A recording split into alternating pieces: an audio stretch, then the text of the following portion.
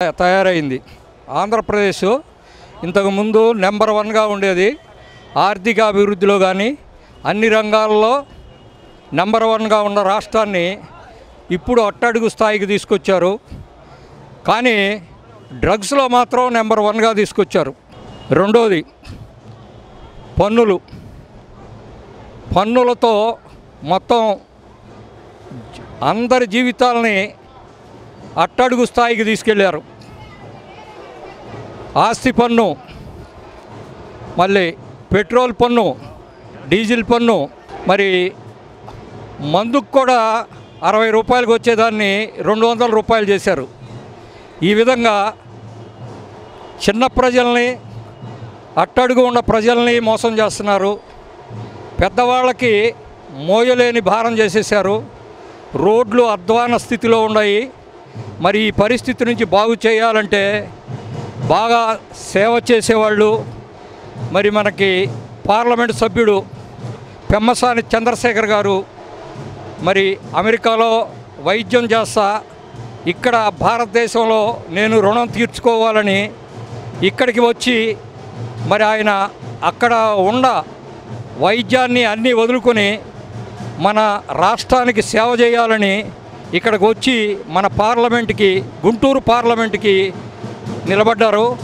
వారు ఉన్నత చదువులు చదువుకున్నారు, సంస్కారం ఉన్న వ్యక్తి, ప్రజలకు సేవ చేయాలని పట్టుదలతో ఉన్నారు.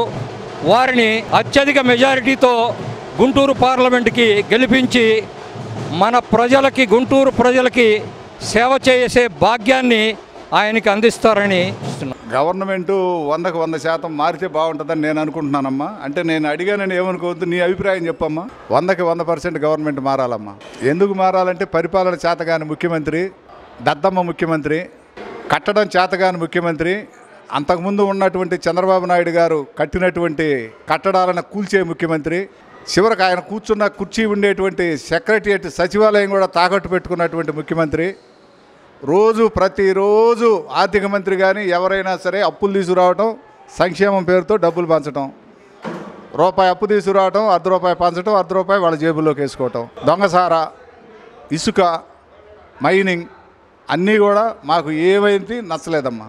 అందుకని ఇమీడియట్ యాక్షన్ ఎంత తొందరగా వీలైతే అంత తొందరగా మే 13 ఎప్పుడవుతుందా, జూన్ 4 ఎప్పుడవుతుందా అని చూస్తపోతున్నామమ్మా. మే 13 ఎందుకంటే నిశ్శబ్ద విప్లవానికి నాంది పలకబోతుంది. జూన్ 4 ఎందుకంటే రిజల్ట్స్, అద్భుతమైనటువంటి రిజల్ట్స్ రాబోతున్నాయి.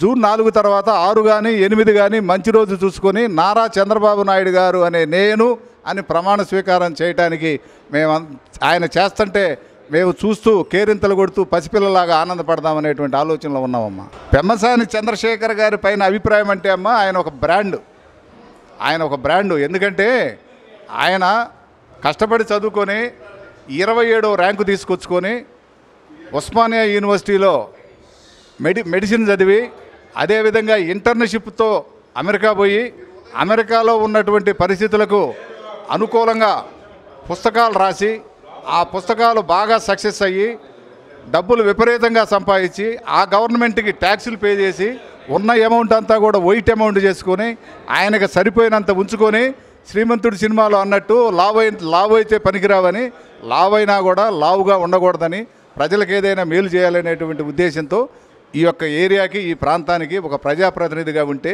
ఎక్కువ చేస్తాను. ఎందుకంటే అంతకుముందే బుర్రిపాలెంలో స్కూల్ కానివ్వండి, అదేవిధంగా వాటర్ ప్లాంట్స్ కానివ్వండి, మంచినీటి సౌకర్యం, పేద విద్యార్థులకు విద్య, వైద్య, ఆరోగ్యం ఇట్లాంటి వాటికి కూడా హెల్ప్ చేసి ఉన్నారు. అదేవిధంగా నర్సరావుపేట ఏరియాలో కూడా వారు బాగా డెవలప్ చేసి ఉన్నారు. అందుకని నేను ప్రజాప్రతినిధిగా ఉంటే ఇంకొంచెం ఎక్కువ ప్రజలకి సౌకర్యంగా ఉండాలని అక్కడ కోట్లాది రూపాయల ఆస్తులు కానీ అవి కూడా అన్నీ కూడా అట్ట పక్కన పెట్టి దాన్ని వాన్ హోల్డ్లో పెట్టి ఆయన వచ్చారమ్మా. వచ్చి అతని తమ్ముడు, అతని భార్య, అతని మరదలు, వాళ్ళ కుటుంబం, వాళ్ళ చెల్లి, మొత్తం వాళ్ళ కుటుంబం కూడా ఇల్లు గడప తిరుగుతున్నారమ్మా. ఏ రోజు కూడా మనం ఎండ అనుకుంటున్నాం, మనం ఎండలో అబ్బాయి ఏమి ఎండ అనుకుంటున్నాం, అట్లాంటిది వాళ్ళు అమెరికాలో ఉండి వచ్చినా కూడా ఎండ లేదు, వాన లేదు, 24/7 అన్నట్టుగా తిరుగుతున్నారమ్మా. కాబట్టి వాళ్ళు రావాలి. పెమ్మసాని వస్తేనే ఈ యొక్క గుంటూరు పార్లమెంట్ అభ్యర్థిగా అత్యధిక మెజార్టీతో గెలిపించబోతున్నారు ప్రజలు.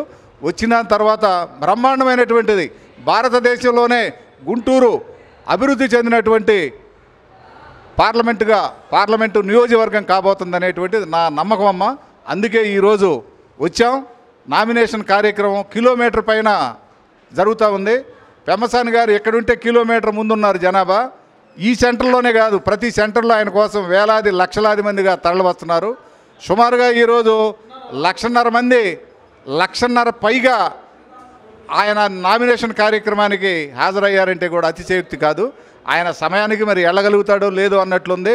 పోయినసారి గల్లా జయదేవ్ గారు కూడా ఇట్లాగే చేస్తే సమయం సరిపోక లాస్ట్లో సైకిల్ మీద వెళ్ళి నామినేషన్ వేసినటువంటి సందర్భం జరిగింది. ఈసారి కూడా ఖచ్చితంగా ఈయనకు కూడా లాస్ట్లో ఒక సైకిల్ ఇస్తారు. ఆ సైకిల్ మీద వెళ్ళి నామినేషన్ వేయాలి, లేకపోతే టైం సరిపోదు. మాది అనంతపురం జిల్లా కళ్యాణదుర్గం నియోజకవర్గం, పాలబండ్ల నరసింహారెడ్డి. మాకి పెంసాని చంద్రశేఖర్ సార్ వాళ్ళ రిలేషన్స్. మేము యూట్యూబ్లో సార్ని చూసి ఎంపీగా నిలబడినాడు, మా వంశీకులు మా అన్నదమ్ములని నిలబడినారని మేము అనంతపురం జిల్లా నుంచి ఇక్కడ వచ్చాము. యువకుడు అద్భుతమైన రిజల్ట్తో గెలుస్తారని మా మనవి. మా కళ్యాణదుర్గం నియోజకవర్గం అమల్లేని సురేంద్రబాబు గారు నిలబడినారు. మేము ఎప్పుడు వస్తుందా సైకిల్, ఎప్పుడు వస్తుందా, ఎప్పుడు ఎక్కుదాము అనే ఆలోచనే మాకు. సురేంద్రబాబు సార్ కూడా మంచి రిజల్ట్తో గెలుస్తారు.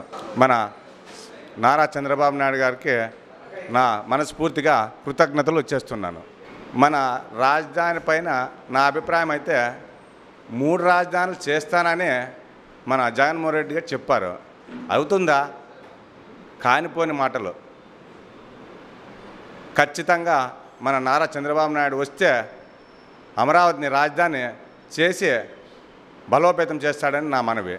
ఉరుకొండ నియోజకవర్గం మన సారు పయావుల కేశవ సార్ కూడా మంచి మెజార్టీతో గెలుస్తాడని నా ఆశీస్సులతో మనవి చేసుకుంటున్నా.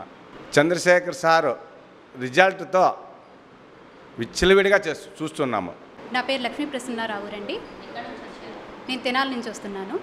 మారితేనే బాగుండిద్దండి. ఎందుకంటే ఈ ప్రభుత్వంలో రోడ్డులు సరిగ్గా లేవు, అమరావతి లేదు, నిరుద్యోగులకి ఉద్యోగాలు లేవు, అన్ని సమస్యలే కదా. జగన్మోహన్ రెడ్డి మరి నేను అది చేశాను అంటున్నాడు. అసలు రోడ్లకి ప్యాచ్ వర్క్లే సరిగ్గా అక్కడక్కడ వేసేసి నేను రోడ్లు వేసేసాను అని చెప్తున్నాడు. పేదలకి మంచి చేస్తానని చెప్తున్నాడు. అదండి జగన్మోహన్ రెడ్డి.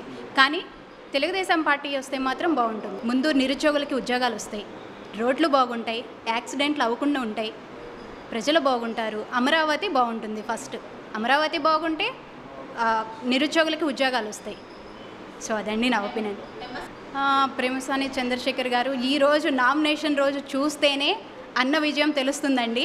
అసలు మామూలుగా లేరండి. జనం మాత్రం లక్షల్లో వచ్చారు, వేలల్లో కాదు లక్షల్లో వచ్చారు. గుంటూరు మొత్తం అన్న కోసం వచ్చిన వాళ్ళే.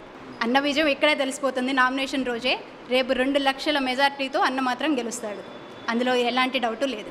గవర్నమెంట్ మారితేనే బాగుంటుందండి. ఎందుకంటే ఇప్పుడున్న గవర్నమెంట్లో జగన్మోహన్ రెడ్డి నిరుద్యోగులకి ఉద్యోగాలు ఇవ్వలేదు, ఏం లేవు, జాబ్ క్యాలెండర్ అన్నాడు, ఏమీ లేదు.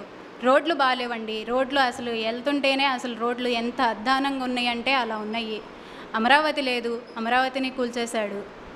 ఇప్పుడు తెలుగుదేశం పార్టీ వస్తే అమరావతి బాగుంటుంది, నిరుద్యోగులకి ఉద్యోగాలు వస్తాయి, ప్రజలు బాగుంటారు. ప్రేమసాని చంద్రశేఖర్ గారు అంటే ఆయన ప్రజలకి మంచి చేస్తాడండి. పేద ప్రజల కోసమే వచ్చానని చెప్తున్నాడు. అన్నం చూస్తేనే ఈరోజు నామినేషన్ రోజు గుంటూరు మొత్తం జనం ఉన్నారండి. చూస్తుంటేనే అన్న విజయం తెలుస్తుంది. మరి రేపు ఎలక్షన్లో మాత్రం 2 లక్షల ఓటింగ్తో గెలుస్తారు. నిరుద్యోగులకి ఉద్యోగాలండి. ఫస్ట్ రోడ్లు బాగాలేవు, రోడ్లు బాగుండాలి, అన్న వస్తే అవి చేస్తారు అని నేను నమ్ముతున్నానండి.